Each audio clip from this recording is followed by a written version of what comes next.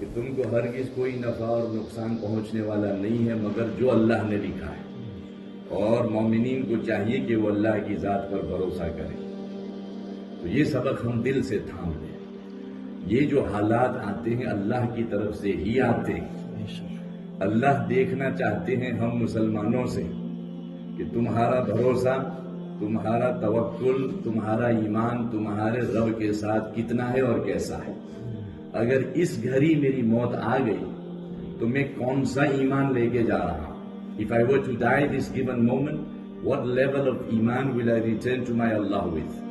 ابھی اسی گھڑی میں میری موت آ جائے تو توکل، اللہ کی ذات پر بھروسہ، تو میں کتنا توکل لے کر میرے رب سے ملنے جا رہا ہوں؟ How much trust do I have in my Allah, and with how much trust am I returning to my Allah? تو ہم گھبراتے نہیں، نہ ہم ڈرتے ہیں۔ جو کام اللہ نے ہم سے فرمایا ہے ہم اس پر برقرار رہے، نماز بھی، جمعہ بھی، ہر چیز، جب تک کہ حکومت کی طرف سے کوئی مسئلہ پیش نہ آئے۔ ابھی کسی نے موریتانیہ کے ایک شیخ کا جواب ہم پر بھیجا کہ کتنا پیارا جواب ہے۔ سوال یہ ہے کہ کورونا وائرس کے خوف میں کیا مسلمان اپنی جماعت کو چھوڑ سکتے ہیں اور جمعہ کی نماز چھوڑ سکتے ہیں؟ In the current climate and difficulties that we are experiencing, is it permissible for us to leave Jummah? Is it permissible for us to forego Jama'ah?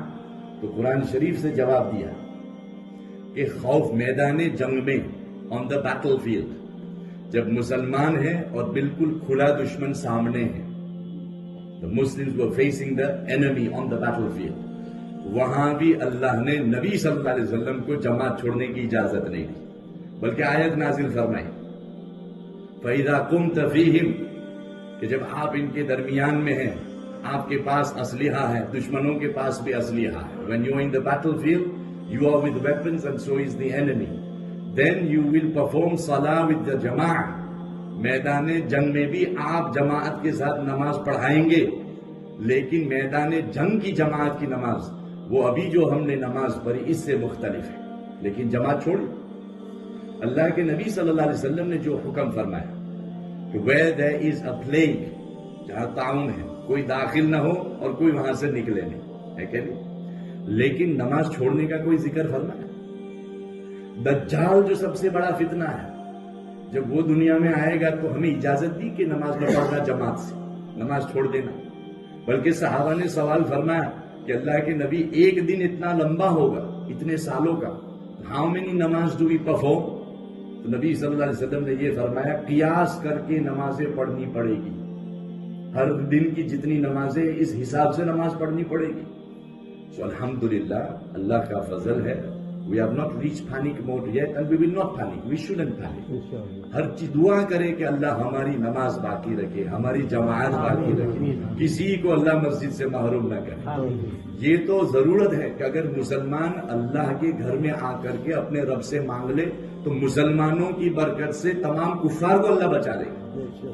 لیکن مسلمان بھی کافروں کی طرح گھر بیٹھ جائیں گے تو اللہ کے دروازے پر دستک کون دے گا؟ تو ہمت رکھیں، ایمان مضبوط رکھیں، توکل مضبوط رکھیں۔ دوسری بات، the test۔ اب سننے میں آیا، دکان والے بھی شکایت کر رہے ہیں کہ ہمارے مسلمانوں نے دکانوں میں ہجوم کر رکھا ہے۔ People have started to panic purchase and panic buy۔ دکانوں میں جا کر کے بڑی بڑی سپر مارکیٹ کے حال خراب کر دیے مسلمانوں نے۔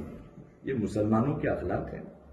ہم تو وہ ہیں کہ بھیڑ بھاڑ ہم نہیں کریں گے، لیکن ہمارے پڑوسی کے گھر میں چاول ختم ہو گئے، چاہے وہ جان ہو یا مائک ہو یا محمد ہو یا عبداللہ ہو، ہمارے گھر کے 1 کلو چاول میں سے ہم کچھ ادھر بھی دیں گے پڑوسی کو اور ادھر بھی دیں گے پڑوسی کو۔ Prepare your mentality to share and look after others۔ This is a selfish mentality کہ گھر میں سب کچھ پڑا ہے پھر بھی ٹرالیاں بھر رہے ہیں، گھر میں اللہ نے دیا ہے۔ So stop creating this panic۔ یہ ہمارے ایمان اور توکل کی بات ہے۔ ہاں، یہ نہیں کہتے کہ دکان میں نہ جاؤ، ہر آدمی کی ضرورت ہے۔ You need your milk, you need your bread, you need your meat، whatever you purchase pertaining to your requirements and needs۔ Do not hoard۔ جمع کرنے سے اللہ کے نبی نے منع فرمایا۔ اور جو دکان والے لوگ ہیں یہ حالات دیکھ کر کے جو بھاؤ چڑھا رہے ہیں, if they increase the rates, حکومت بھی یہ کہہ رہی ہے کہ یہ غلط بات ہے, شریعت کہہ رہی ہے یہ حرام اور ناجائز ہے. To increase the prices because of the halat the Muslim community or the community is going through, to take advantage of this, یہ تو اللہ کے غضب کو کھینچنے والی چیز ہے. ابھی ضرورت ہے کہ ہر آدمی اللہ کی رحمت کو متوجہ کرنے کی فکر کرے, اور سب مسلمان پورے عالم میں, there's nearly 2 billion of us, if we all turn in tawbah to Allah, تو اللہ کی نصرت کے دروازے کھول جائیں گے اور رحمت کے دروازے کھل جائیں گے, اور غیروں کو اللہ اسلام میں داخل کر دیں گے, ہدایت دیں گے. So at this moment in time, no fear. مسلمان ڈرتا ہی نہیں. اللہ کی ذات پر بھروسہ, یقین پر محنت, نماز کی پابندی, توبہ استغفار, خوب توبہ کرو کہ ہمارے گناہوں کی نحوست کی وجہ سے یہ کچھ ہو رہا ہے, جتنا بھی ہو رہا ہے, توبہ, گناہوں سے ہم بچیں. اور احادیث میں جو دعائیں آئی ہیں, ان دعاؤں کا اہتمام, بسم اللہ الذی لا یضر مع اسمہ شیء فی الارض ولا فی السماء وهو السمیع العلیم, الحمد للہ الذی عافانی مما ابتلاہم بہ وفضلنی علی کثیر ممن خلق تفضیلا.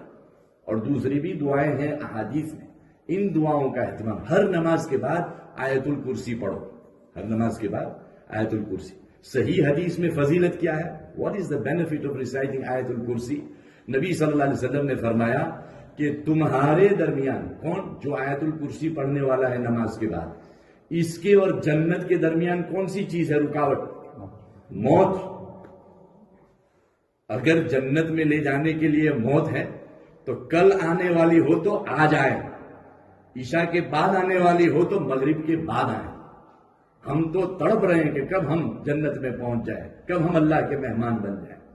تو میرے عزیزو, a very important message, especially pertaining to our iman and yaqeen, and also this panic buying and creating chaos in the shops and the supermarkets. At this moment in time, we should prepare ourselves mentally of becoming selfless, not selfish, sharing and caring. This is what we have to prepare for. کیونکہ اب وہ حالات آئیں گے کہ مسلمانوں کی ہمت ظاہر ہوگی اور غیروں کی مدد کے لیے مسلمان پہنچیں گے, غیروں کی مدد کے لیے مسلمان نکلیں گے, ورنہ سب دوسرے چھپے رہیں گے. تو یہ ایمان کی تیاری ہم کریں ابھی سے, کہ جب یہ گھڑی آئے تو ہم ہمارے ایمان کے جھنڈے کو لے کر کے نکلیں گے انشاءاللہ, اللہ کو راضی کرنے کے لیے. اللہ ہم سب کو توفیق نصیب فرمائے. جزاکم اللہ خیر.